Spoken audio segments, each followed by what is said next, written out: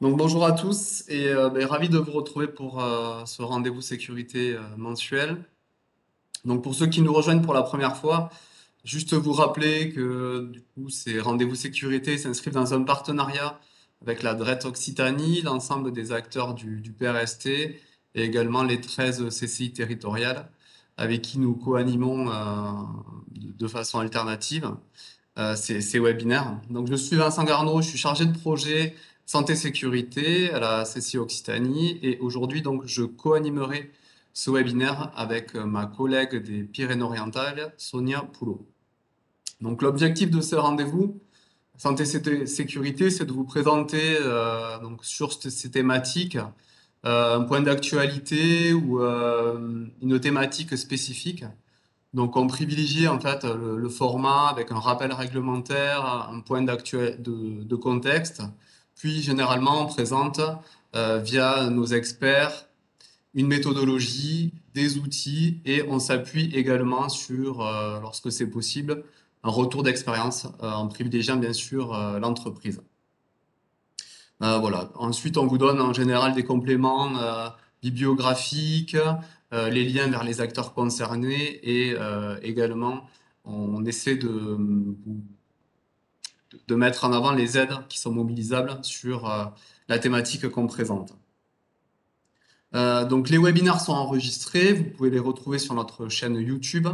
Et en général, dans la semaine qui suit le webinaire, votre conseiller local vous transfère l'ensemble des supports qui ont été présentés. Euh, donc aujourd'hui, l'ordre du jour, donc on a souhaité vous présenter en fait l'appui des acteurs de la prévention sur les risques professionnels. Qui fait quoi? On nous semblait important de revenir vers vous pour voilà, donner la parole aux acteurs de la prévention. Donc du coup, il y aura 5 temps aujourd'hui où du coup ils présenteront leur rôle et surtout l'offre de services vis-à-vis des entreprises avec en s'appuyant sur des exemples d'accompagnement. Donc dans un premier temps, en fait, on aura donc Virginie Nègre pour la DRETS Occitanie et qui aussi en tant que référente PRST présentera l'ensemble des outils issus de cette instance. Dans un second temps, donc Dominique Satché pour la fédération régionale des services de santé au travail, donc présentera l'offre de services en déclinant en fait sur l'ensemble des situations qui peuvent correspondre à la vie de l'entreprise. Ensuite, donc Emmanuel Albert pour l'ARACT Occitanie présentera l'offre de services en s'appuyant sur un retour d'expérience et le phasage en fait d'une expérimentation d'accompagnement. Ensuite, pour la CARSAT Midi-Pyrénées et la CARSAT LR, donc Frédéric Jean présentera l'offre d'accompagnement de la CARSAT, puis nous fera un retour d'expérience sur un accompagnement qu'ils ont mené également de leur côté. Et enfin, donc, ma collègue des Pyrénées-Orientales vous présentera l'accompagnement des chambres de commerce.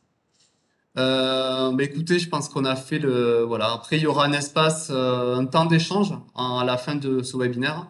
Donc là, on vous sollicite en fait via le chat.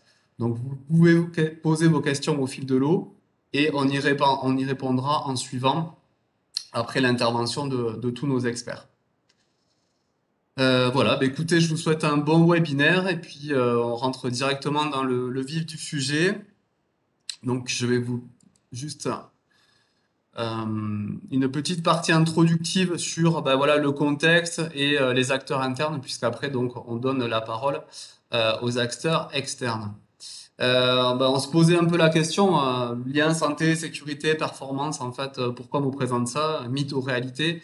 Il nous paraissait important de remettre voilà, ces thématiques-là au cœur de l'entreprise. Déjà, pourquoi? Une entreprise, elle est là parce que elle a besoin de performance économique. Donc, ce qui fait en fait la valeur ajoutée de l'entreprise, c'est souvent son capital humain. Donc, du coup, il faut qu'elle soit en mesure de le préserver.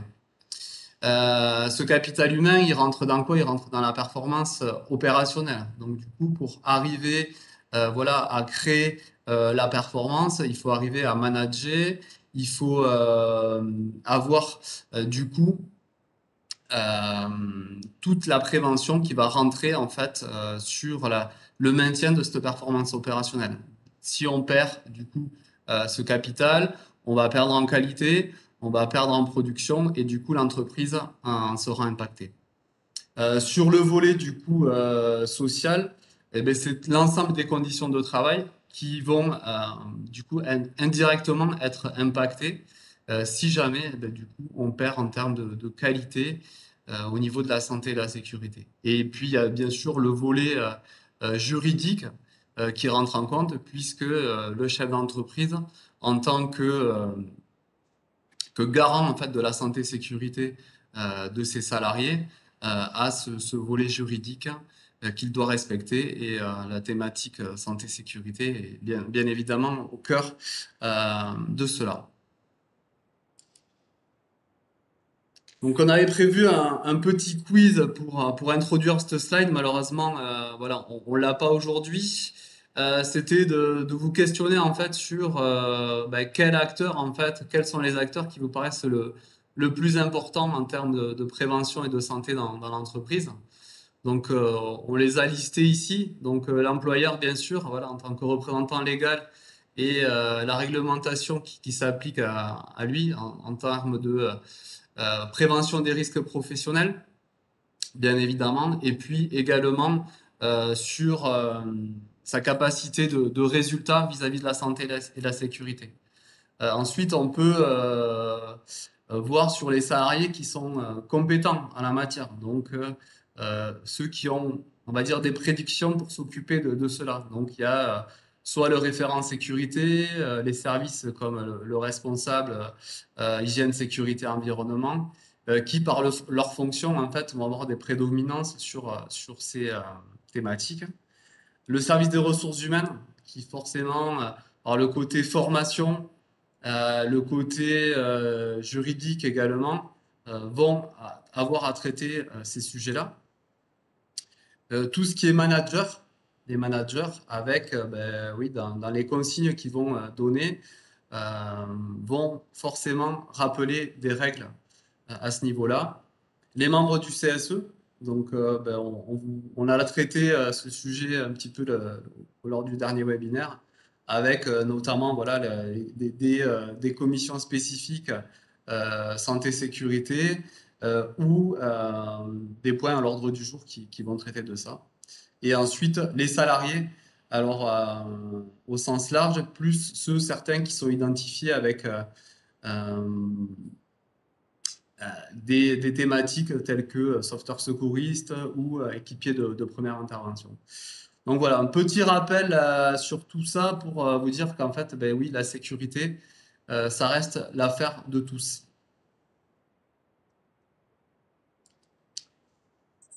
Je vais maintenant passer du coup la parole à la DRETS, donc Madame Nègre, qui va prendre le relais pour nous présenter le rôle et la mission de la DRETS. Oui, bonjour, merci Vincent Garneau. Donc, je me présente avant tout, hein, je suis Virginie Nègre. Je m'occupe du service santé-sécurité au travail au sein de la DRETS Occitanie. Et à ce titre, je suis référente PRST, Plan Régional Santé-Travail. Alors là, j'emploie énormément d'acronymes, hein. Il y a DRETS, PRST, ça doit pas tellement vous parler.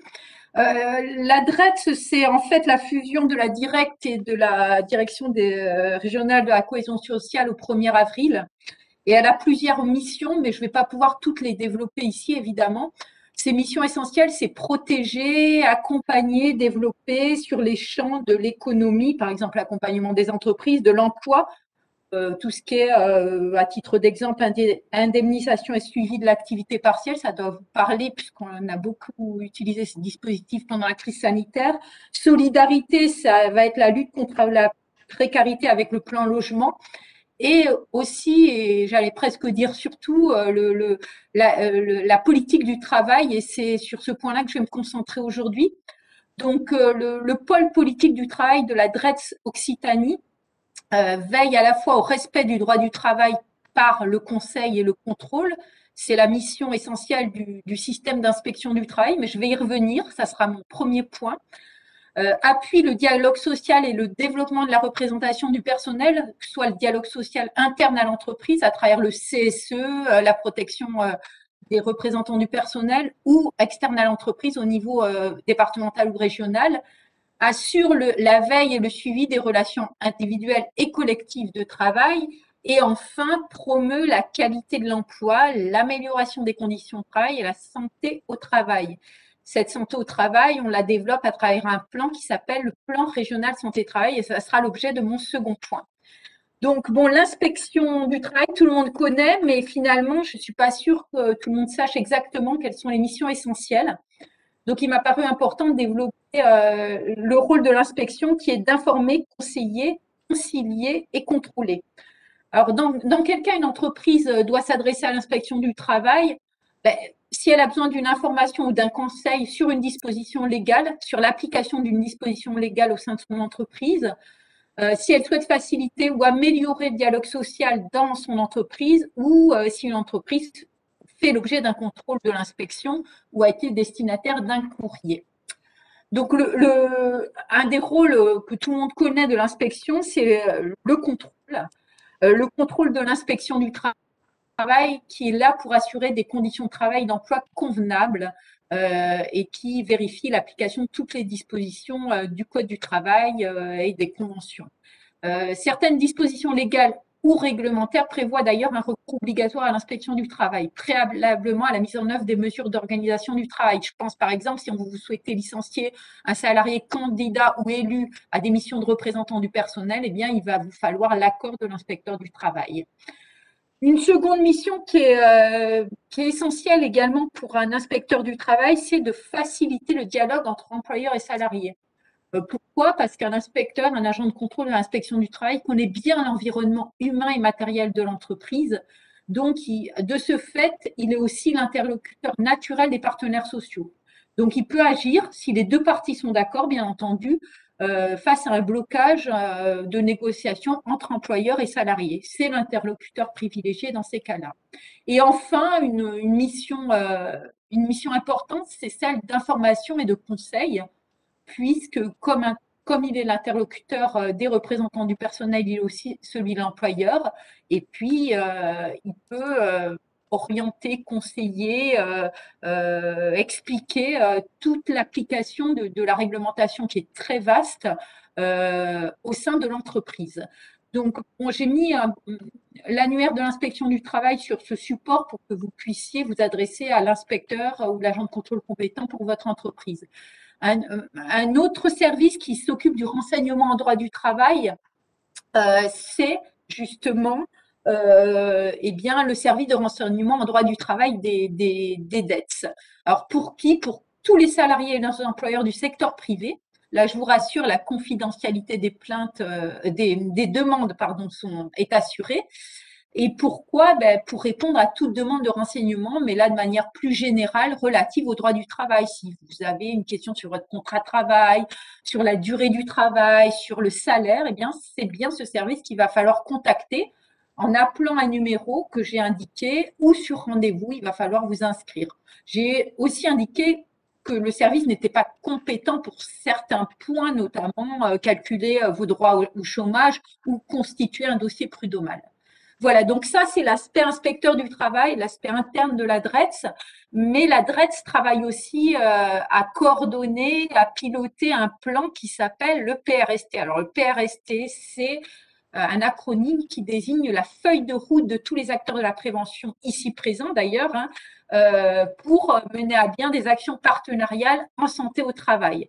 C'est un outil au service de la santé au travail et un outil dont la cible est l'entreprise, particulièrement la petite entreprise, puisque représente une grosse majorité des entreprises en Occitanie. Or, qui travaille autour de ce plan? Il y a d'abord les partenaires sociaux, mais aussi les acteurs institutionnels, les services de prévention et de santé au travail, les relais territoriaux et des experts et personnalités qualifiées. Parmi les acteurs institutionnels, certains ne sont pas présents aujourd'hui. Je pense notamment à l'OPP-BTP pour le secteur BTP ou les caisses de MSA pour le secteur agricole. Pour autant, ces organismes sont à la disposition des entreprises dans ces secteurs. Voilà. Alors bon, le PRST travail, je vous l'ai dit, et pour cela, au cours du PRST 3, qui s'est terminé en 2021, là on construit le 4, on a développé des outils et des sensibilisations pour les entreprises. Donc il y a plus de 30 outils opérationnels à votre disposition sur des thèmes aussi variés que les risques psychosociaux ou bien la qualité de vie et des conditions de travail. Et on a aussi sensibilisé plus de 2000 personnes. Alors, je vais vous prendre un exemple très, très concret parce que là, ça, c'est pas tellement opérationnel ce que je dis. Par exemple, il y a à disposition sur le site du PRST, il y aura toutes les coordonnées sur le support, un kit sur le risque routier professionnel. Alors, c'est un kit qui s'adresse aux employeurs, aux représentants du personnel, aux salariés. Et l'objectif, c'est de promouvoir l'intégration du risque routier dans le document unique d'évaluation des risques. Pourquoi? Parce qu'un accident de la route sur deux est un accident lié au travail. Il faut le savoir, on est tous concernés. Alors, le contenu du kit, il est assez complet. Hein. Il y a une plaquette d'interpellation sur le risque routier, un autodiagnostic sur la prévention du risque routier.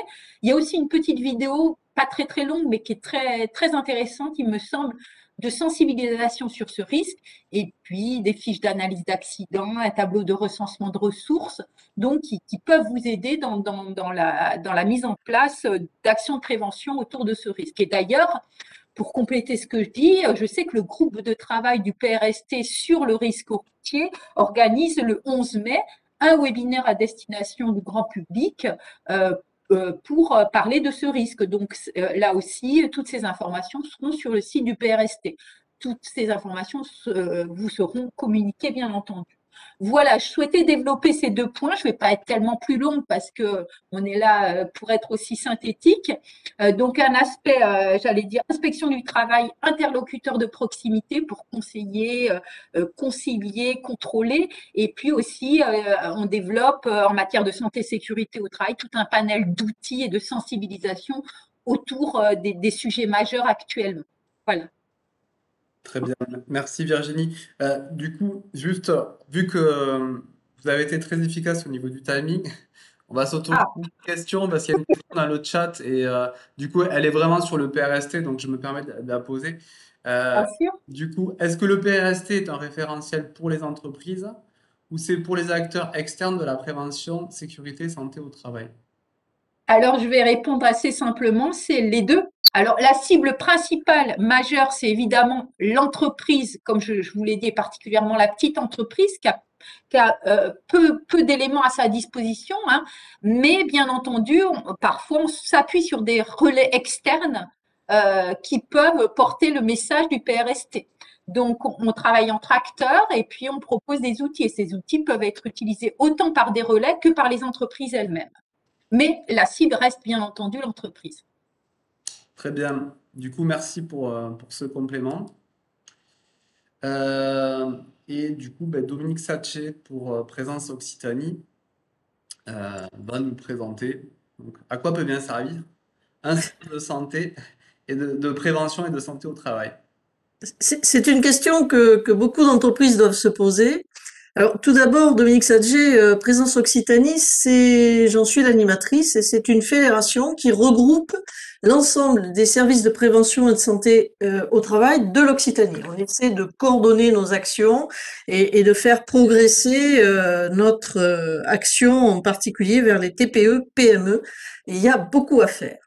Alors, à quoi peut bien servir un service? Alors, généralement, il y a une mission qui est connue et une mission qui est plus méconnue. Le suivi médical des salariés, ces fameuses visites médicales, on le sait, vous connaissez, toutes les entreprises connaissent. Il y a un élément d'insatisfaction aujourd'hui, on le sait dans les entreprises, du fait de l'espacement des visites périodiques, mais c'est vrai que le choix a été fait de nous orienter vers un ciblage plus précis des visites médicales pour faire qu'elles aillent aux personnes qui en ont le plus besoin. Ce qu'il faut savoir, c'est que même s'il y a un espacement, en fait, en nombre de visites médicales, on en fait toujours autant. C'est réparti différemment entre médecins, infirmières, psychologues. On fait beaucoup d'examens complémentaires que l'on prend en charge. Et point important, mais on y reviendra quand on fera un séminaire sur la réforme de la santé au travail, il faut savoir que les employeurs ont accès à ces mêmes services, à ces mêmes visites, à ce même suivi. Et c'est très important. Mais aujourd'hui, je ne veux pas trop vous parler du suivi médical, je voudrais plus vous parler de l'action au milieu de travail, la prévention primaire. Car là, c'est une partie qui est bien moins connue par les entreprises, surtout les TPE-PME. Pourtant, nous sommes là pour accompagner à chaque instant l'entreprise sur les questions d'aménagement de poste, de conseils pour la mise en place de votre politique de prévention, pour accompagnement du CSE. S'il y a des problèmes de maintien en emploi, ce sera un axe important, surtout avec les problématiques d'allongement de la vie au travail. Mais ça, on y reviendra aussi au webinaire plus particulier sur la réforme de la santé au travail. Et sur cette action au milieu de travail, je vais essayer de vous en donner des déclinaisons, des exemples, parce que je sens bien, quand je parle de cette action-là, près des PME, que toutes les PME ne me croient pas sur parole. Alors, premier exemple que l'on peut prendre, c'est l'accompagnement Oui, vas-y, Vincent. Pardon. Sur toutes les questions en santé, vous pouvez vous appuyer. Alors, une chose importante, c'est qu'un service de prévention de santé-travail, c'est pas un juge, c'est pas un donneur de leçons. Nous sommes là pour être un partenaire utile de l'entreprise au sens large, hein, que ce soit employeur, salarié, CSE, CSSCT, service HSE, toutes ces personnes que Vincent Garneau nous a citées tout à l'heure. On est là pour les accompagner, mais nous, on juge pas. Hein, on est là juste pour faciliter, pour faire. Alors, on en vient à la diapo suivante. Avec une illustration, c'est le document unique d'évaluation des risques professionnels. On est là face à un document que vous êtes tous obligés de faire, qui devra être revu régulièrement, annuellement, enregistré, suivi. Donc c'est vraiment un document important. Et très souvent, vous allez vous demander, mais comment je fais pour le faire? Parce que moi, je suis pas un spécialiste de la prévention, de l'évaluation. Je ne sais pas comment réaliser mon document. Alors, vous le verrez, d'autres partenaires ont des outils, vous les développeront ensuite. Mais un des premiers réflexes, ça peut être d'aller vers votre service de santé-travail. Parce que votre service vous doit ce que l'on appelle la fiche d'entreprise. Et cette fiche d'entreprise, c'est l'évaluation des risques professionnels qui existent dans votre entreprise. Donc, vous aurez une vue de ces risques qui existent et une vue aussi, parce qu'on le pointera, des actions que vous avez déjà engagées. Parce qu'une entreprise, elle est active dans ces domaines-là. Elle n'attend pas qu'on arrive pour faire les choses. Mais par contre, pour mieux évaluer les risques, leur dangerosité, leur récurrence et les actions à mettre en œuvre prioritairement, eh bien, c'est un travail avec les équipes du service de prévention de santé-travail et l'entreprise qui vous amènera à mieux documenter votre document unique et à projeter comme ça les actions à mettre en œuvre et à les suivre au fil de l'eau, puisque nous aurons des outils aussi de mise à jour de ces documents. Voilà une illustration. Mais plus globalement, je voulais vous montrer que à chaque étape de la vie d'une entreprise, cette entreprise peut avoir besoin du soutien, de l'accompagnement, des conseils de son service de prévention et de santé-travail. Donc, on va les prendre très rapidement. Alors, j'ai pas pu tous les lister parce que c'est vraiment au cas par cas hein, que l'on intervient. On va les prendre rapidement. Alors, d'abord, je crée mon entreprise. Dès que je crée mon entreprise, je me pose les questions, comment je vais aménager mes bureaux? Y compris si c'est juste 2 bureaux, des ordinateurs, parce que on le sait, hein, les problèmes sur la 5e cervicale liés à des hauteurs d'écran qui sont pas les bonnes, à un positionnement par rapport à la fenêtre qui est pas la bonne et qui entraîne des maux de tête et des souffrances, c'est quelque chose qui arrive. Vous devez avoir l'idée d'aller vers les ergonomes de votre service de santé au travail, parce que les services de santé au travail ont des ergonomes qui connaissent. Ils vont venir, ils vont regarder votre bureau, les fenêtres, la hauteur de vos bureaux, les chaises, les repose-pieds, et ils vont vous conseiller, et avec vous, ils vont aménager de sorte que vous puissiez travailler le mieux possible. Autre cas de figure qui arrive assez souvent, vous avez, enfin assez souvent, pas assez souvent, mais de temps en temps, vous avez une nouvelle machine. Alors, vous allez vous poser la question, où je la mets cette nouvelle machine? Vous allez me dire, bah, je la mets où j'ai de la place. Oui, d'accord. Mais il faut avoir une réflexion plus grande en termes de flux de marchandises. Les arrivées, les sorties, où elle est dans ma chaîne. Donc ça, vous le savez, hein, vous connaissez votre métier. Mais quand même, avoir un œil extérieur qui va vous dire, ben moi je pense que si on l'implantait là, ça permettrait, ça va vous aider à mûrir votre réflexion.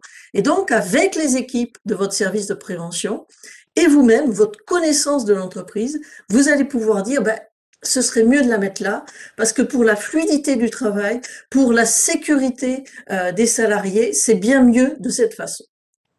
Un autre cas de figure qui peut vous arriver, c'est deux salariés qui se supportent plus.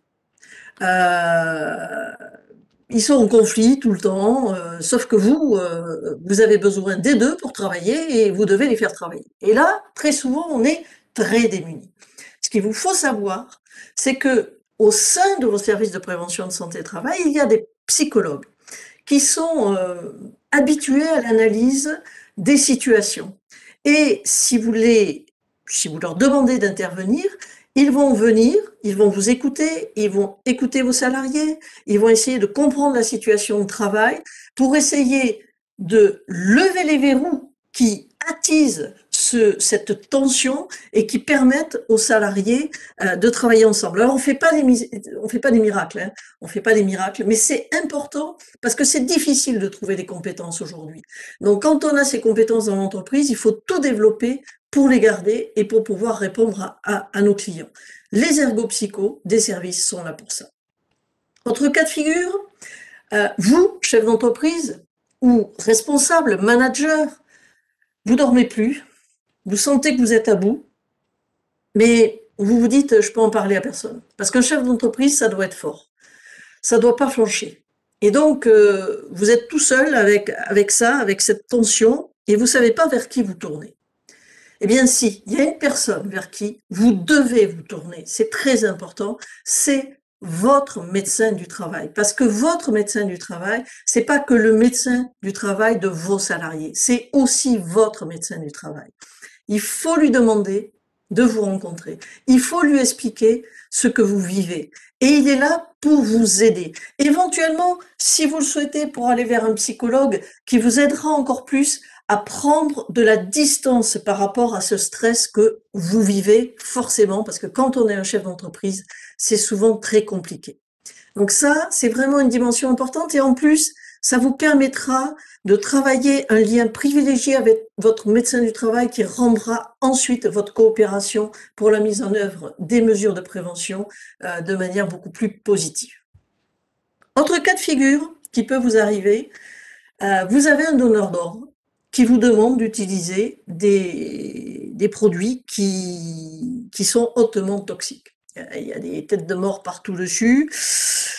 On n'a pas toujours le choix hein, de dire non, parce que ce sont nos donneurs d'ordre. Donc là, il faut tout de suite penser à activer les préventeurs spécialistes en chimie qui sont à votre disposition dans votre service de santé au travail.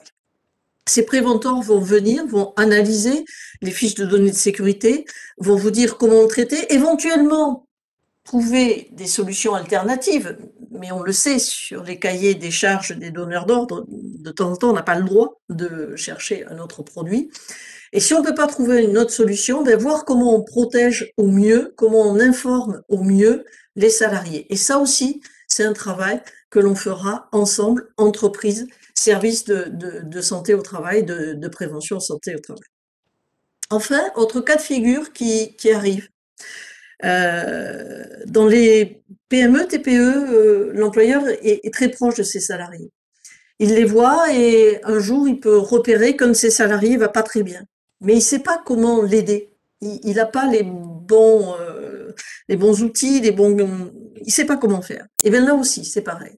Il faut avoir le réflexe d'en parler à votre médecin du travail, de lui dire, j'ai quelqu'un, je sens qu'il est en difficulté, j'aimerais qu'on l'aide, je sais pas comment faire. Et là, votre médecin, le psychologue interviendra avec le salarié et avec son accord, enclenchera des actions pour l'aider à aller mieux et donc à rester dans votre entreprise. Ce sont que quelques exemples que je vous ai donnés comme ça, mais c'est vraiment important que vous compreniez que dès que vous avez une interrogation en termes d'organisation du travail, de mise en œuvre de la politique de prévention, de protection de la santé de vos salariés, mais de vous aussi, dès que vous avez une question, vous devez vous tourner vers votre service de prévention de santé au travail pour avoir des conseils, un accompagnement. On ne fait pas à votre place, mais on est là pour vous soutenir, sans jugement, sans parti pris. On doit être un réflexe à acquérir, d'autant qu'on a l'avantage que comme vous payez votre adhésion au service de santé au travail, tout ce dont je viens de vous parler est inclus dans votre cotisation, ne fera pas l'objet d'un complément de financement qu'on vous demandera. Et enfin, pour finir, il vous faut savoir que le service de santé au travail, de prévention santé-travail, connaît tous les autres acteurs. Ils vont développer leurs actions, mais nous les connaissons, nous connaissons leurs actions et nous pouvons être une interface utile pour vous aider à trouver les aides possibles, qu'elles soient financières ou d'accompagnement opérationnel, que les autres acteurs peuvent mettre en œuvre. Voilà une présentation très rapide de tout ce que vous pouvez demander à un service de prévention et de santé-travail. Merci beaucoup, Dominique. Oui, c'était important de préciser que tout au long de la vie d'une entreprise et des situations qui se présentent à elle, il y a des réponses apportées par un service de santé et de prévention. Du coup, je vais maintenant passer la parole à l'ARACT Occitanie, donc Emmanuel Albert, qui va présenter voilà, le rôle et les missions de la structure. Bonjour tout le monde, donc Emmanuel Albert, donc je suis chargé de mission à l'ARACT Occitanie. Alors je vais rester un peu dans la logique de mes prédécesseurs, c'est que je vais être toujours partisan d'acronymes, donc je vais essayer de simplifier un certain nombre de choses. Alors, peut-être si tu peux passer à la diapositive suivante. Donc moi j'aurai 4 diapositives en 2 parties. Une première partie où je vais présenter l'ARACT et ensuite j'en aurai un exemple d'accompagnement qu'on a pu réaliser dans le cadre notamment du FACT, Fonds d'aide pour l'amélioration des conditions de travail. Alors l'ARACT, c'est l'association régionale pour l'amélioration des conditions de travail. Une des caractéristiques importantes de l'ARACT, c'est que nous sommes gérés par les partenaires sociaux. Donc on est une association paritaire de droit privé avec une présidence et vice-présidence également paritaire et tournante. L'ARACT est la délégation régionale de l'ANACT, qui est la maison mère, on va appeler comme ça, qui est une agence publique, qui a un conseil d'administration qui est tripartite, donc représentant d'employeurs, représentant d'organisations syndicales de salariés et l'État. L'ANACT et l'ensemble des ARACT composent ce qu'on appelle le réseau ANACT-ARACT. La vocation du réseau, elle est double. C'est à la fois de pouvoir concevoir, diffuser des outils, des méthodes pour les acteurs des entreprises, pour les acteurs relais, qui visent à concilier durablement, la notion de durée est extrêmement importante, durablement la qualité de vie au travail et la performance économique. Et deuxième intérêt fort, c'est quand on est amené à intervenir dans les structures, c'est de mettre en place, ou en tout cas de favoriser, en tant qu'acteur facilitateur, ce qu'on va appeler la dynamique interne. L'objectif étant de permettre de mettre en place des démarches de prévention durable. C'est-à-dire que nous, on est un acteur effectivement de conseil, on est un acteur, souvent on se dit qu'on est un intermittent du conseil, et donc l'idée c'est quand on part, qu'on soit sûr que la structure puisse avoir l'ensemble des méthodes, l'ensemble des compétences pour que les démarches pour lesquelles on les a accompagnés, elles puissent se pérenniser dans la structure. Et donc, pour ce faire, en tout cas, pour nous, une des conditions de réussite, c'est notamment de travailler avec les acteurs du dialogue social et les acteurs en charge de la prévention. Je vous ai mis à droite une petite boussole, c'est un peu effectivement ce qui nous guide dans notre intervention. Ce qui est important, nous, et en tout cas, c'est une des clés motrices de l'intervention du réseau ANACT-ARACT, c'est nous, ce qui nous intéresse, c'est bien le travail et son organisation du travail. Donc ça, c'est vraiment l'objet principal sur lequel on va travailler. Par rapport, on va dire, à nos différentes missions et différents objets sur lesquels on travaille, on est guidé par ce qu'on appelle un contrat d'objectifs et de performance qui définit, on va dire, 3 objets. Les 3 objets tournent autour de cette idée très forte, de cette philosophie très forte, que le travail doit être un facteur de santé, d'inclusion et de performance. Souvent, le travail, on dit tout le temps, on peut le percevoir d'un point de vue péjoratif, négatif, comme étant abîmant la santé, mais le travail peut également construire de la santé. En tout cas, c'est tout l'enjeu de nos missions de dire que le travail, il est également constructeur de santé. Et donc, par rapport à ces objets, nos différents objets se structurent autour de 3 grands axes. Donc, il y a tous les axes qui tournent autour du PRST, qui ont été présentés par Virginie. Donc, tout ce qui concerne la qualité de vie et les conditions de travail, tout ce qui concerne la prévention de l'usure, de la pénibilité, avec notamment la prévention de la désinsertion professionnelle, toutes les problématiques de santé au travail, risques psychosociaux, TMS, charge de travail, la question de l'égalité professionnelle, conception des nouveaux systèmes de travail, et puis des éléments autour de l'organisation du travail. On a un autre axe qui est assez nouveau pour l'ARACT et qui me semble très important, c'est la question de la qualité de vie au travail, mais également la qualité de l'emploi dans une logique de favoriser notamment l'attractivité. Et puis on a un troisième axe qui est vraiment un axe très important pour l'ARACT, c'est la question du dialogue social, notamment dans les TPE-PME, comme vecteur justement facilitateur pour traiter toutes ces questions-là.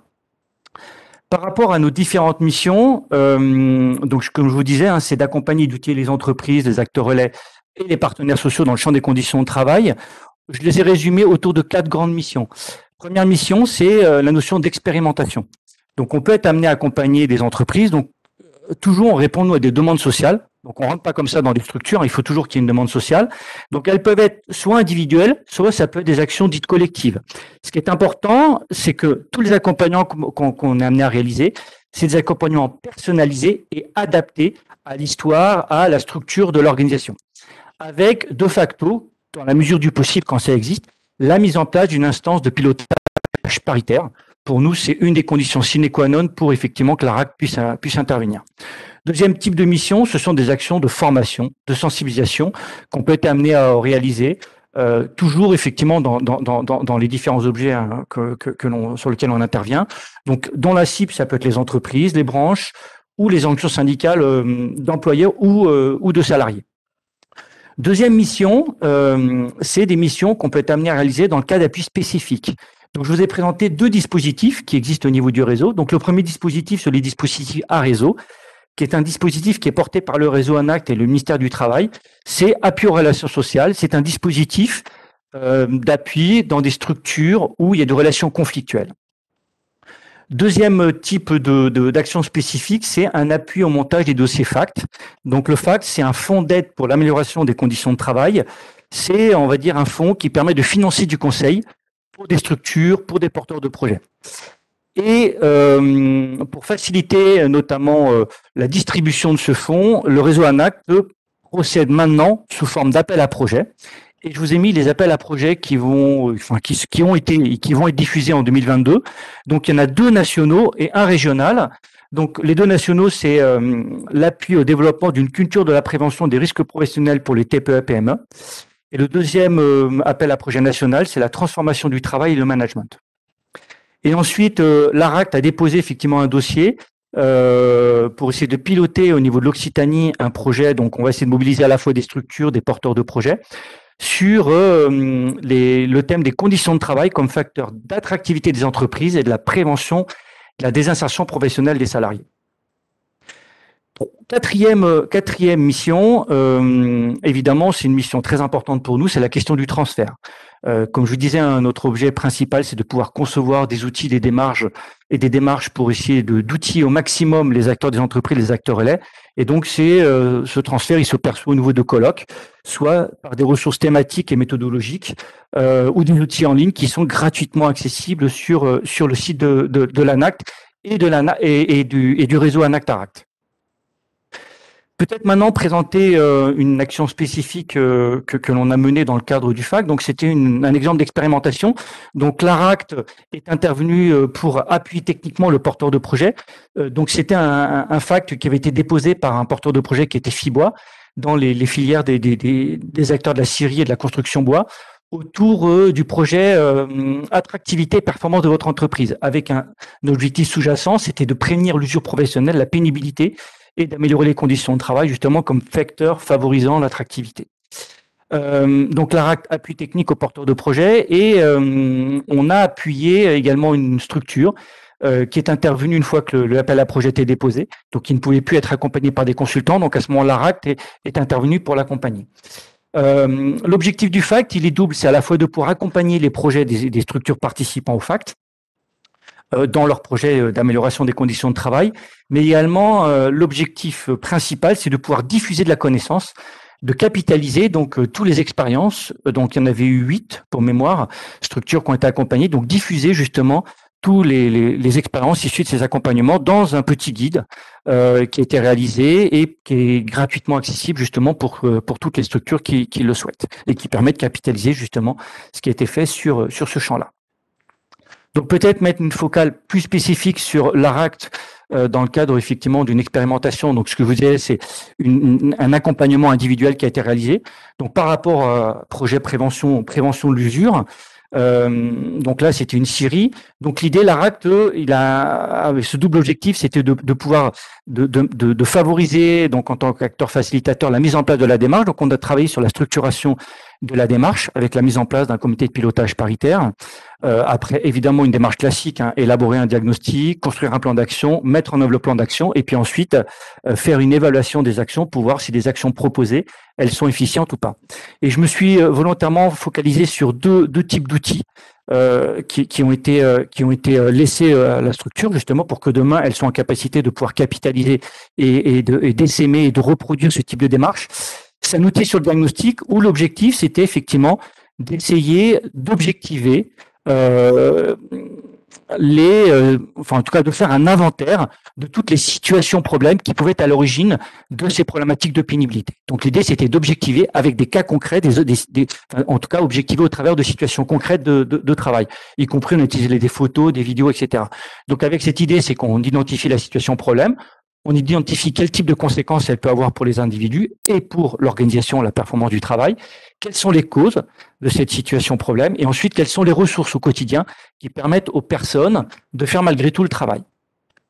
Et ensuite, une fois que cet inventaire des situations problèmes a été effectivement analysé, identifié, c'est qu'on propose effectivement un plan d'action avec évidemment les acteurs des entreprises, puisqu'on a procédé à la fois sous forme d'entretien, mais évidemment on a animé des groupes de travail avec les principaux concernés, à savoir les acteurs de terrain, pour ensuite objectiver concrètement des propositions d'axes de travail qui sont issus des groupes de travail. Et donc, on a terminé, entre guillemets, l'intervention en distribuant un plan d'action avec une méthodologie pour qu'effectivement ce plan d'action puisse être testé avec des critères d'évaluation à la clé pour s'assurer effectivement que les actions qui ont été proposées par les salariés puissent être vraiment évaluées et mises en œuvre.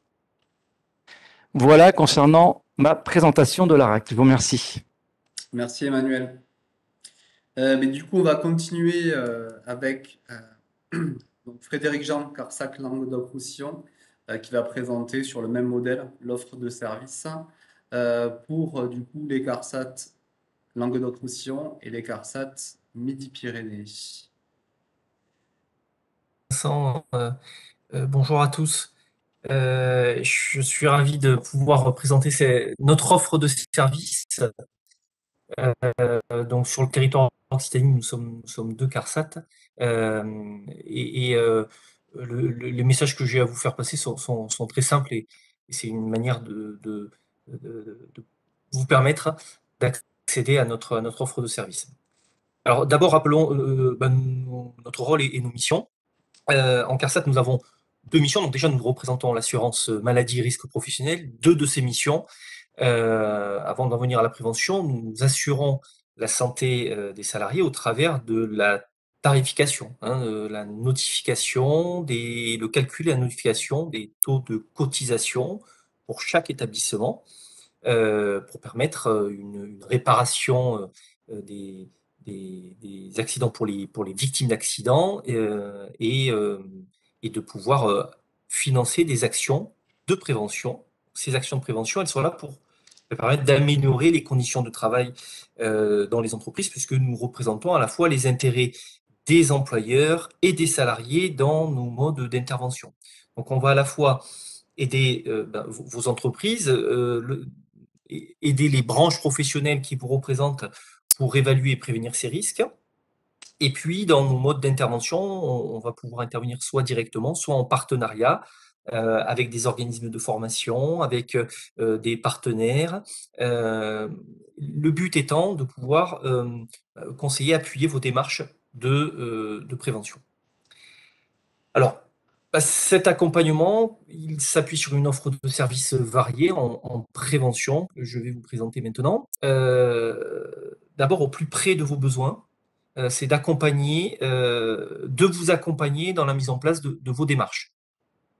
Alors cet accompagnement, il va être assuré par des contrôleurs de sécurité au travers d'actions soit prévues dans des programmes de prévention sur des périodes de 4 ans, soit sur de l'accompagnement de vos instances représentatives du personnel, soit directement auprès de vous en fonction des thématiques de progrès qui sont identifiées.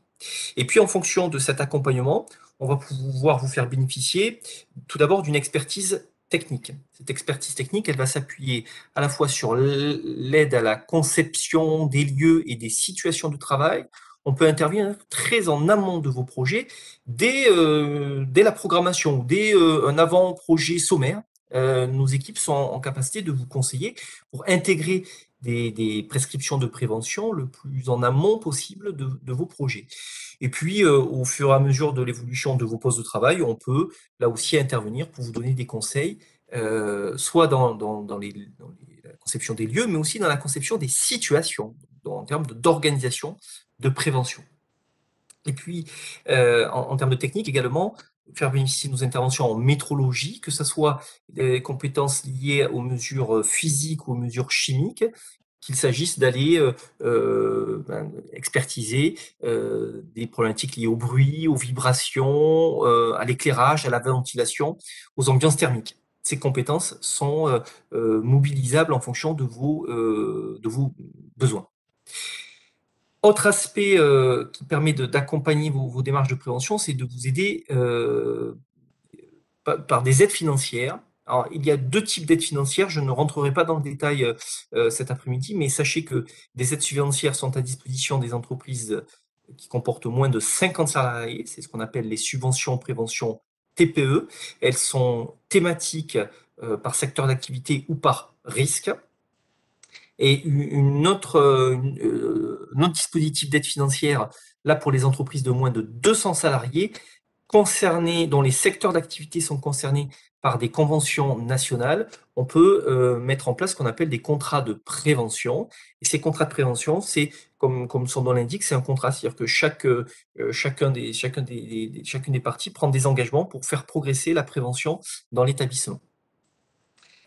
Et puis, au-delà de la technique et des aides financières, ce sont des appuis méthodologiques que nous pouvons vous proposer dans notre accompagnement, de vous appuyer sur des outils de prévention qui peuvent être en ligne, comme OIRA, un outil qui vous permet de formaliser votre évaluation des risques professionnels. Tout à l'heure, la CCI en parlera plus en détail. Permet de vous documenter au travers de la base de données de l'INRS.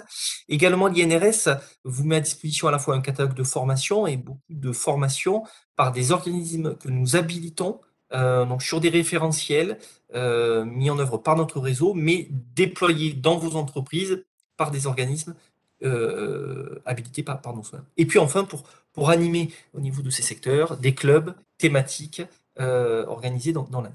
Ça, ce sont les missions de prévention. Il me paraît aussi important de revenir sur les missions de tarification qui peuvent parfois être méconnues, et surtout pour vous simplifier un certain nombre de démarches. Alors d'abord, ces missions de tarification, elles consistent par nos agents à vous conseiller sur les taux de cotisation que vous pouvez payer à l'assurance maladie au regard de vos accidents du travail ou de vos maladies professionnelles. Donc le rôle de ces agents, c'est de réviser ces taux au regard de votre activité et en fonction de la taille de votre entreprise, ce calcul peut être variable et prendre en compte la réalité de votre situation. Mais finalement, pour vous permettre d'y voir encore plus clair, le message que je voulais vous faire passer cet après-midi, c'est de vous connecter à votre compte AT&MP au travers de Net Entreprise pour avoir une vision plus claire d'à la fois pouvoir plus facilement consulter vos taux de cotisation qui vous sont notifiés. Et également, pouvoir recevoir vos notifications de taux de manière dématérialisée. Sur les aspects de prévention, de pouvoir bénéficier d'un bilan individuel de la situation de votre entreprise. Donc sur ce site, qui vous permet d'avoir des éléments d'analyse de vos accidents, de vos maladies, et donc pouvoir prioriser vos actions. Et puis en fonction des marchés auxquels vous pouvez répondre, certains de vos clients peuvent vous demander des indicateurs de risque professionnel à produire. Cette plateforme vous permet d'en attester les résultats. Et enfin, sur les aspects financiers, de pouvoir avoir accès au barème des coûts moyens de réparation des accidents du travail par secteur d'activité, vous permet de mieux maîtriser vos risques financiers notamment. Et enfin, sur les incitations financières dont je parlais tout à l'heure, pouvoir faire directement vos demandes en ligne sur les subventions prévention TPE. Donc ça, c'est une offre qui concerne plutôt les moins de 50 salariés. Alors, illustrons au travers d'un cas, dans les soins hospitaliers, cas d'un établissement que nous avons pu accompagner et qui nous permet d'illustrer l'ensemble du panel de l'accompagnement de nos soins. Donc, dans les conseils, dans la mise en place d'une démarche de prévention, nous avons accompagné cet établissement sur la prévention des troubles musculo-squelettiques au travers d'une recommandation nationale sur son application dans l'établissement et la mise en œuvre d'une démarche de prévention des risques liés à l'activité physique. Cet établissement, au travers de cet accompagnement, a pu voir le nombre d'accidents du travail et de maladies professionnelles liées à des manutentions manuelles fortement diminuer et permet de maîtriser sur la durée ce risque au travers d'une organisation de prévention dédiée. Dans cette expertise et dans cet accompagnement, nous avons permis de mieux cibler certaines situations au travers de capteurs de positionnement des situations qui peuvent être délétères pour les épaules, les dos, les bras, au travers d'un outil qui s'appelle Captive, qui permet en fait de recréer des situations au travers d'un logiciel qui permet d'identifier les angulations délétères et donc de pouvoir agir plus précisément sur des situations de travail. Nous avons aussi accompagné l'établissement sur une méthodologie qui s'appelle la méthode d'analyse de la charge physique au travail, qui là est une approche participative de l'ensemble des salariés concernés par des troubles musculo-squelettiques. Et au travers de cette méthode, nous avons permis à l'établissement d'objectiver le ressenti des salariés sur des situations à faire progresser et à améliorer. Ça, ce sont des méthodologies que nous pouvons accompagner, sur lesquelles ensuite nous faisons monter en compétence les établissements. C'est un établissement qui a aussi bénéficié d'un accompagnement financier au travers d'un contrat de prévention. Et vous pouvez vous rendre compte de l'ensemble des résultats atteints au travers d'un article de valorisation de cet établissement dans notre revue Travail et Sécurité, qui est une revue mensuelle publiée par l'INRS. Pour aller plus loin, vous pouvez vous documenter sur mon site internet, que ce soit les sites de CARSAT de la circonscription, du site de l'INRS et également le site de l'assurance maladie en entreprise. D'une manière, s'il y a en tout cas un numéro à retenir, c'est le 3679, qui est notre plateforme d'appel téléphonique où vous pouvez avoir un téléopérateur qui vous renseignera déjà en premier abord, en premier niveau, en fonction de vos questions. Donc, il vous permet une réponse assez rapide. Et en fonction de la difficulté ou de la particularité de vos questions, ces téléopérateurs peuvent escalader auprès des différentes compétences présentes dans nos services. Et nous garantissons une réponse dans les 48 heures à vos demandes. Là aussi, un numéro à retenir, le 3679 pour toute question que vous pouvez vous poser sur la tarification ou la prévention de vos risques professionnels. Merci beaucoup. Je vous remercie. Du coup, pour voilà, une présentation commune CARSAT Midi-Pyrénées, CARSAT LR sur l'ensemble des appuis que vous pouvez apporter au niveau des entreprises. On va enchaîner du coup avec Sonia Poulot, donc ma collègue de la CCI des Pyrénées-Orientales. Sonia, bonjour. ouais, je te vois, c'est parfait. Je me présente Sonia Poulot, donc je suis responsable et conseillère en qualité, sécurité, environnement à la CCI des Pyrénées-Orientales. Donc là, je vais vous présenter un peu le parcours santé-sécurité que l'on propose à la CCI.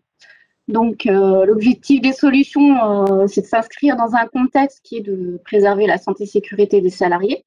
Donc, en travaillant sur les conditions de travail, notamment la prévention des accidents et la formalisation du document unique. Donc, notamment avec les évolutions des mesures Covid. Donc ainsi, les CCI ont développé une offre nationale qui s'appelle l'offre Solutions. Donc cette offre, elle est construite pour répondre à 3 objectifs que l'on va voir ensemble. Donc le premier, ça va être de connaître les bonnes pratiques et obligations, avec un volet plutôt information, sensibilisation. Ensuite, deuxième objectif, c'est faire un état des lieux des risques santé-sécurité, avec la réalisation d'un pré-diagnostic. Et enfin, pour réduire les risques de l'entreprise, on propose un volet accompagnement. Donc, le premier volet qui concerne à connaître les bonnes pratiques et obligations, donc c'est plutôt un volet information-sensibilisation. Donc, ce volet consiste à organiser des réunions d'information. Donc, il faut savoir que depuis 3 ans, nous sommes en partenariat avec l'ADRETS pour organiser des webinaires où l'on traite donc des thématiques santé-sécurité, donc comme aujourd'hui. Donc ces thématiques sont des thématiques qui sont reliées au plan régional santé au travail. Donc par exemple, on va avoir tout ce qui est prévention des risques psychosociaux, les troubles musculo-squelettiques, les conduites addictives.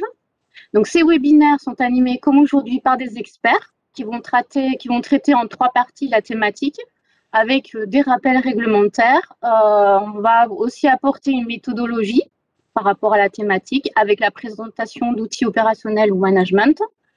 Et enfin, on aura le témoignage d'une entreprise qui viendra présenter sa démarche sur la thématique avec son parcours et notamment donc, les bénéfices des actions qui ont été mises en place. Donc, on organise à peu près 8 webinaires comme aujourd'hui par an.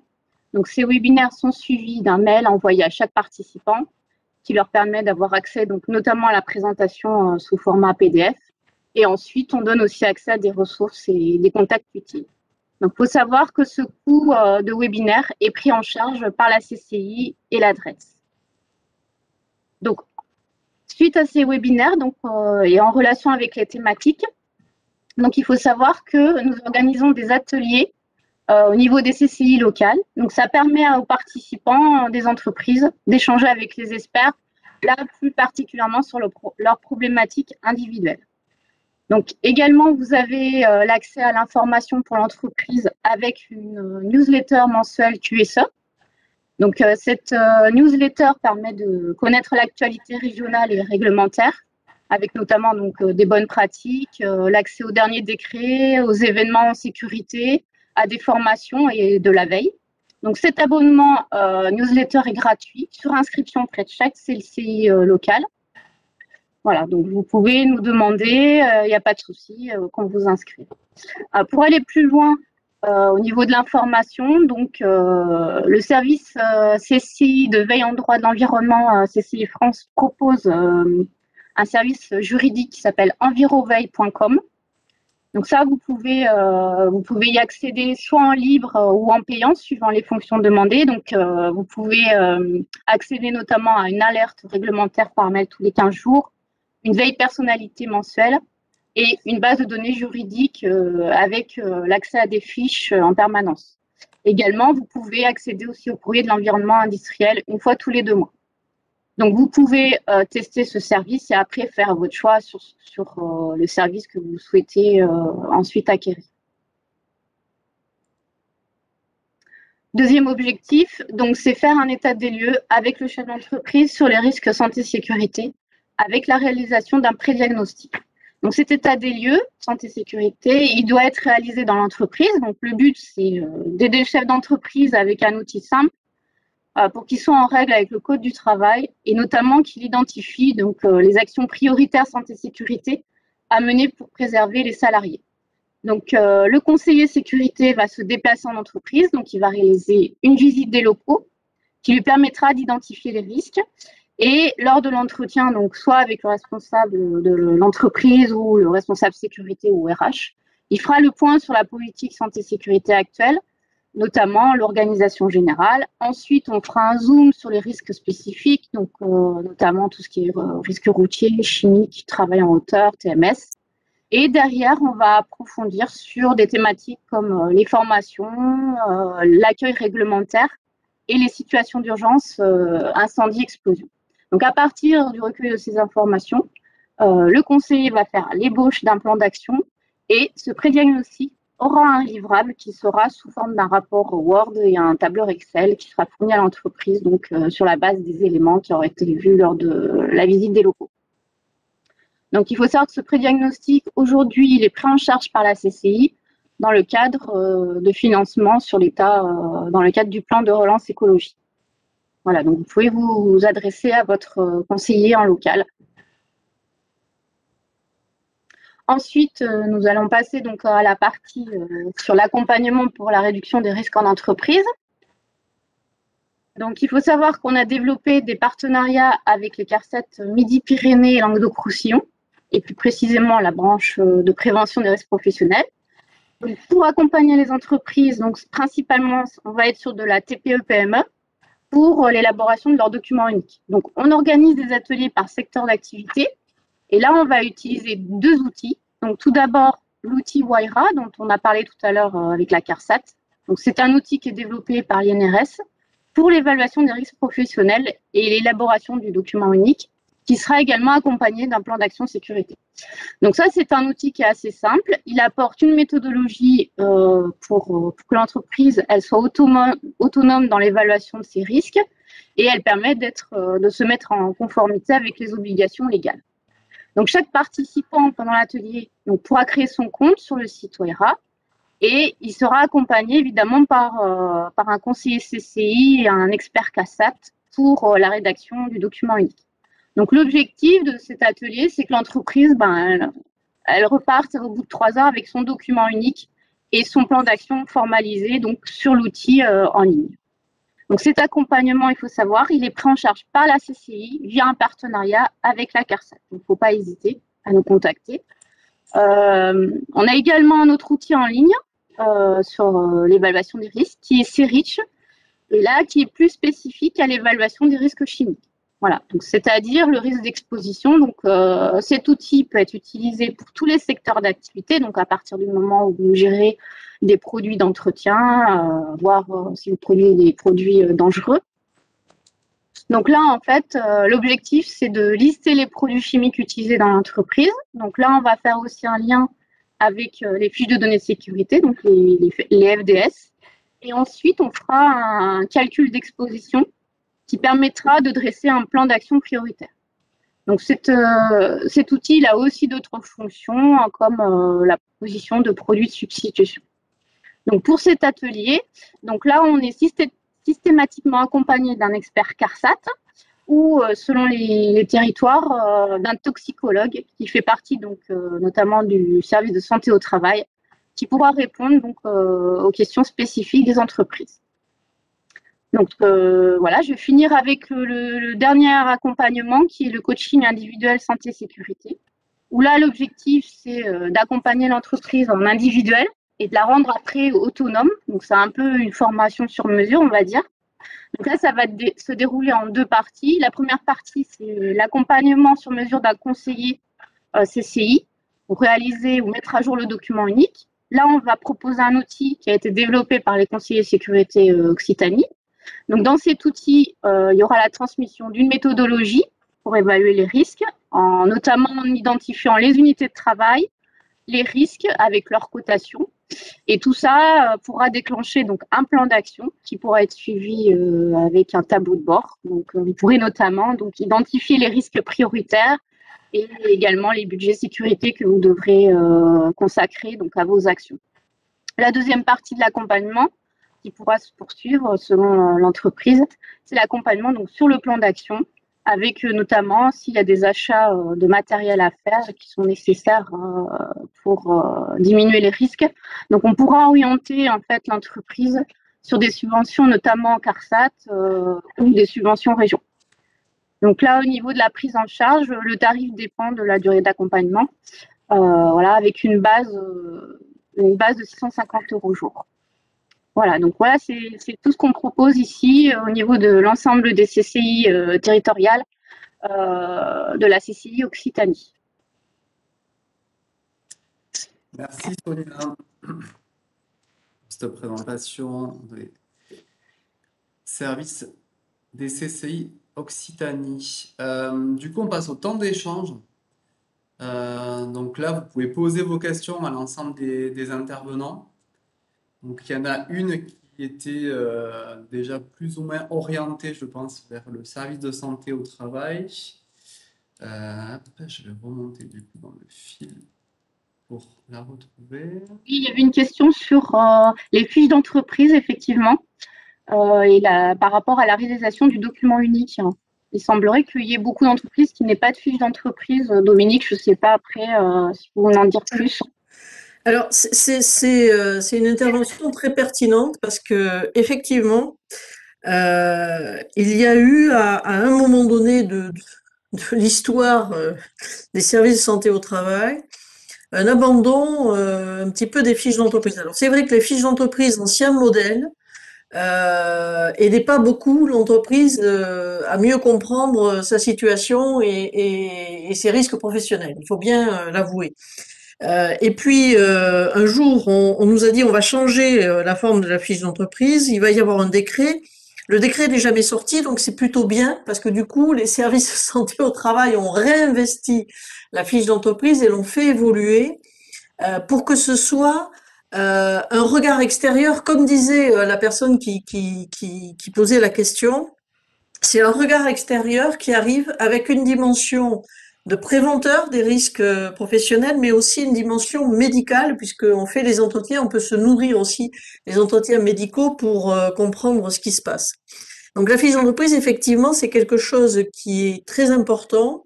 La réforme nous demande de faire un effort conséquent sur la réalisation des fiches d'entreprise, et au niveau de Présence Occitanie, on incite tous les services à arriver à une couverture maximale avec des fiches d'entreprise nouveaux modèles qui sont vraiment le premier pas pour aller vers un document unique. Mais c'est vrai que toute entreprise doit pouvoir avoir sa fiche d'entreprise. Et si vous n'avez pas votre fiche d'entreprise, vous devez la demander à votre service de prévention et de santé travail. C'est un devoir, on vous la doit. Alors, généralement, on essaie, mais c'est vrai que c'est compliqué, on essaie d'avoir des fiches d'entreprise qui n'ont pas plus de 5 ans. L'idée, c'est vraiment d'avoir des fiches d'entreprise qui ne sont pas trop vieilles non plus. Et ensuite, de guider l'entreprise vers effectivement l'accompagnement au DU. Vous l'avez cité, hein, les CCI ont des outils qui sont très pertinents, la CARSAT, donc de les guider vers ces outils. Et pour ceux qui ne seraient pas à l'aise tout seuls face à cet outil, c'est quand même l'accompagner avec dans l'idée de le rendre autonome. Parce que le chef d'entreprise doit se saisir de son document unique, doit savoir le faire vivre, doit savoir le suivre. Donc ça, c'est vraiment très, très important. Mais l'AFE, c'est un devoir pour tout service de santé au travail que de faire les FE de ces entreprises. On ne couvrira jamais à 100% parce qu'on a des entreprises qui rentrent, qui sortent. Bon, c'est un peu compliqué. Mais il faut absolument qu'on ait un effort conséquent sur effectivement l'AFE, qui est notre première priorité, avant effectivement l'accompagnement au DU. Merci Dominique. Donc, on a eu une question, mais je pense que vous aviez répondu sans peut-être même l'avoir, puisque la question c'était en fait, comme la fiche d'entreprise doit être actualisée tous les combien? Est-ce que c'était tous les ans? Donc, je pense que voilà, il n'y a pas forcément de de période légale, en tout cas définie clairement, mais vous, voilà, vous avez défini la... On n'a pas de période légale, mais l'engagement au niveau national du mouvement Présence, c'est de les faire aller sur 5 ans maximum, sachant que chaque fois qu'il y a une modification importante dans l'entreprise, hein, on reprend l'AFE à ce moment-là. C'est vrai que c'est très difficile de donner une périodicité parce qu'il y a des typologies d'activités où une EFE peut vieillir sans vraiment ne plus correspondre à la réalité. Puis il y a des types d'activités où l'AFE, il faut qu'on la regarde plus souvent. Mais il n'y a pas de textes légaux aujourd'hui sur la durée de vie d'une EFE. Voilà. À contrario du document unique, où là, pour le coup, le minimum est une mise à jour annuelle. Et par Tout à fait. contre, la mise à jour doit être en tout cas réalisée dès qu'il y a un nouveau risque qui apparaît dans l'entreprise. Il y avait une question sur les webinaires, donc ça on va pouvoir y répondre. Donc les webinaires, ils sont ouverts à toutes les entreprises d'Occitanie, voire on a aussi des entreprises extérieures qui participent, donc on ne ferme pas la porte, hein. Mais majoritairement, voilà, c'est 95% d'entreprises d'Occitanie qui y participent. Il y a des entreprises externes puisqu'on communique aussi sur justement le calendrier national des services de prévention et de santé au travail. Donc c'est vrai que parfois il y a des institutions, on va dire, hors région qui s'inscrivent. Mais ils sont bien ouverts à l'ensemble en fait des entreprises d'Occitanie. Pour les ateliers, en revanche, en fait, ce que présentait Sonia, donc l'idée en fait c'est qu'on présente le contexte, une thématique, un sujet d'actualité lors d'un webinaire.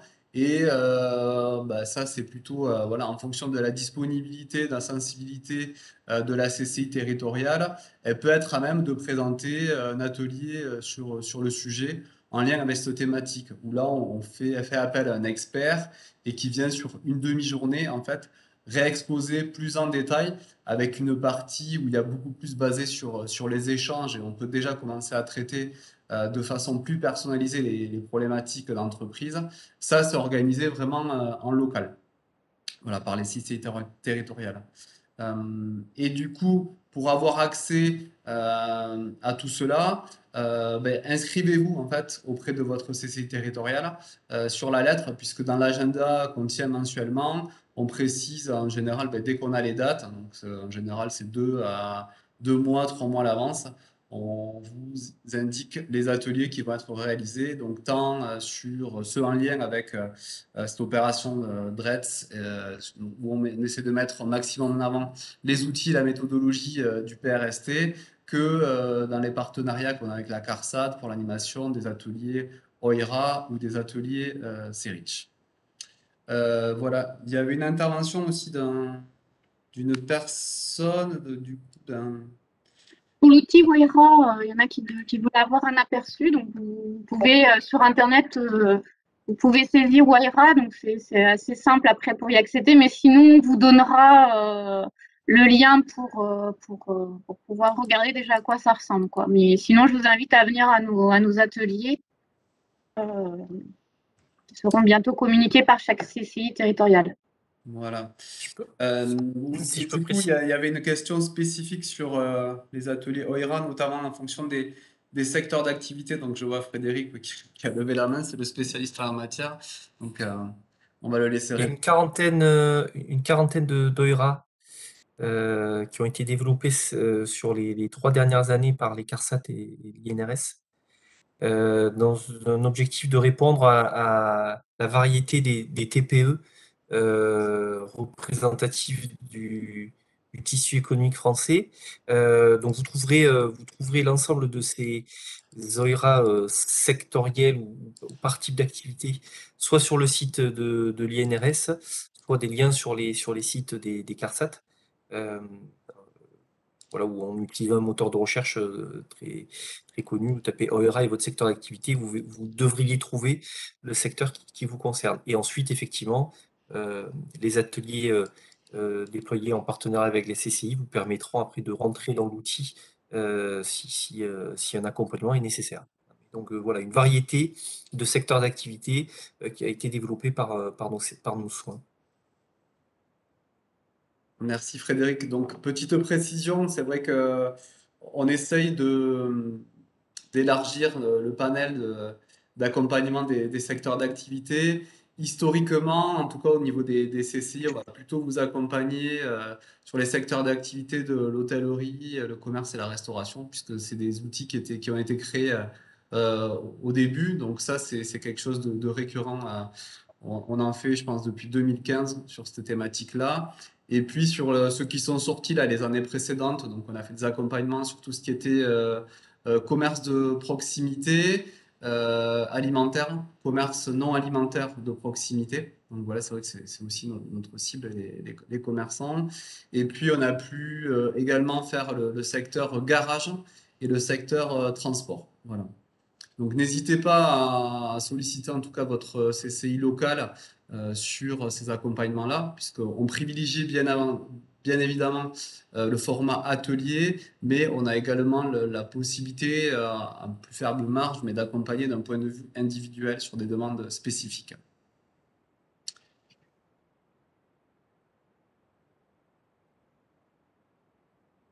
Alors Sonia, est-ce que du coup on avait d'autres questions? On avait une question aussi sur Solutio, parce que apparemment c'est pas encore effectivement la mise à jour est en train de se faire sur les différents sites des CCI territoriales. Donc c'est en cours.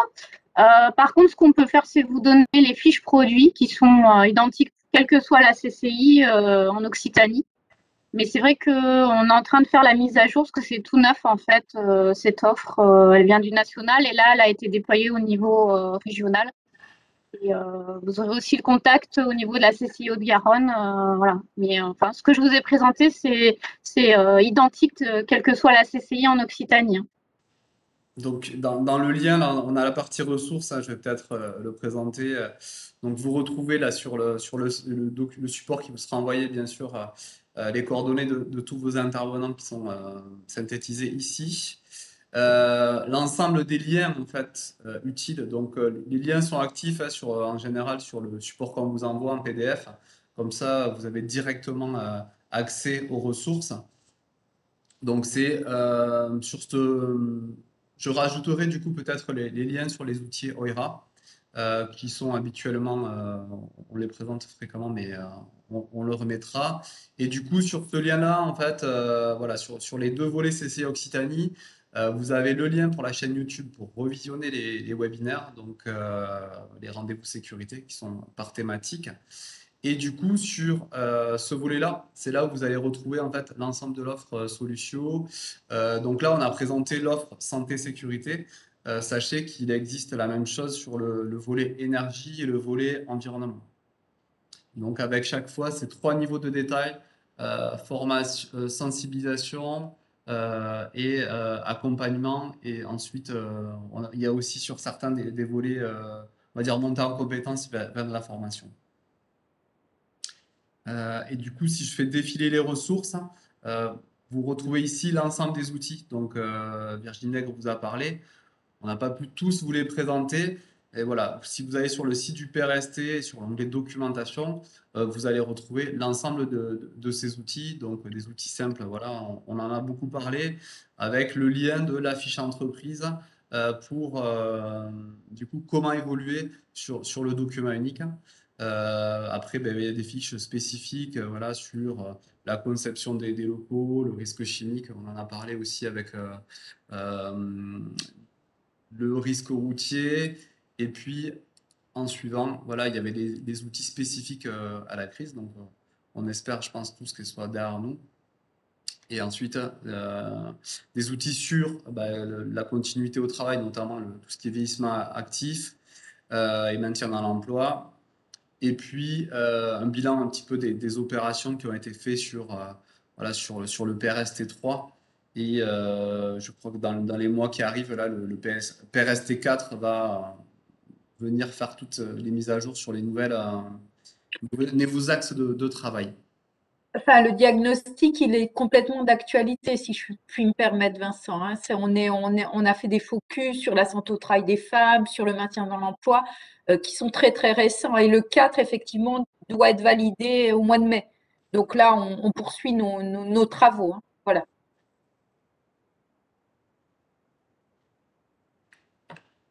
Donc je vois dans le chat, oui, le support il vous sera diffusé juste en suivant. Donc en général, moi je le communique dès le lendemain à votre conseiller territorial. Donc en fonction de ses disponibilités, en général, soit il envoie dans la journée avec le lien du replay, ou généralement c'est dans voilà, la semaine qui suit. Donc le temps que peut-être Sonia, tu regardes s'il y a d'autres questions.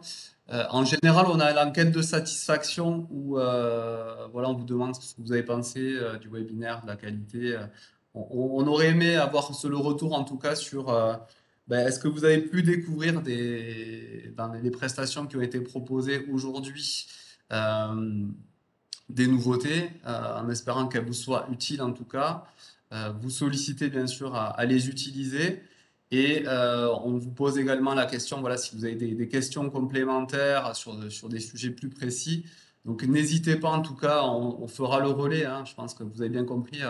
On travaille tous d'un commun accord pour vous accompagner sur la thématique. Donc on n'a pas pu aujourd'hui se servir de cet outil. Donc ben, on le fera simplement par mail en tout cas. Donc vous, soit par mon intermédiaire, puisque vous avez tous reçu une invitation pour le webinaire, ou votre conseiller santé-sécurité qui fera le lien en tout cas avec les experts qui étaient présents aujourd'hui, ou ceux qui sont sur la thématique qui vous intéresse, si jamais. On a le temps de prendre une dernière question, du coup, Sonia. Je voulais juste remercier notre élu CCI-DPO, Monsieur Torres, qui est président de la commission AFNOR X08C, tout ce qui est symbole graphique et pictogramme de santé et sécurité, nous avoir suivis.